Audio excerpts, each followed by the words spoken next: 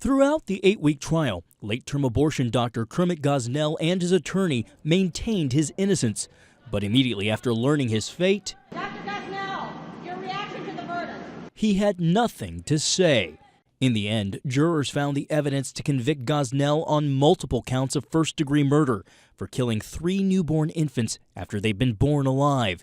He was also guilty of involuntary manslaughter in the death of a 41-year-old immigrant who died from a drug overdose during a botched abortion.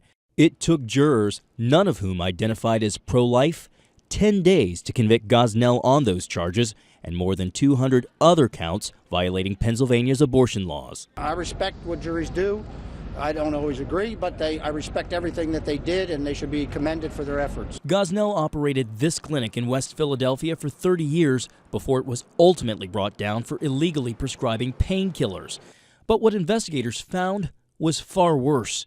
They described his clinic as a house of horrors, with blood-stained walls, unsterilized medical equipment, and fetal remains stored in the employee refrigerator. It is clear that this person was not following the rules, and we have a role in society of making sure that those people who don't follow the law pay the consequences of not following the law. The jury has yet to determine whether Gosnell should get the death sentence.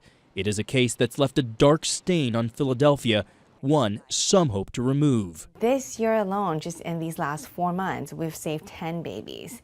The most recent was just a week ago. Elaine Russo runs the Hope Pregnancy Center, not far from where Gosnell practiced. It's on track to save more lives than it did last year, 27. The center is the brainchild of Pastor Herb Lusk, who ministers in the heart of the inner city. 1 out of every 2 pregnancies in the African-American community right now are aborted. 1 out of every 2. Lusk says he decided to start the center after he noticed women in the church who, in his words, were pregnant one Sunday and no longer pregnant the next. I kept seeing them, what is going on?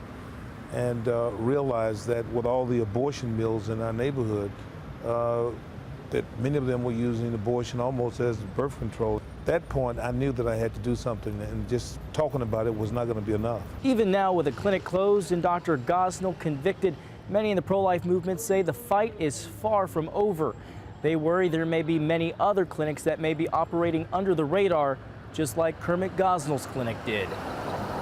John Jessup, CBN News, Philadelphia.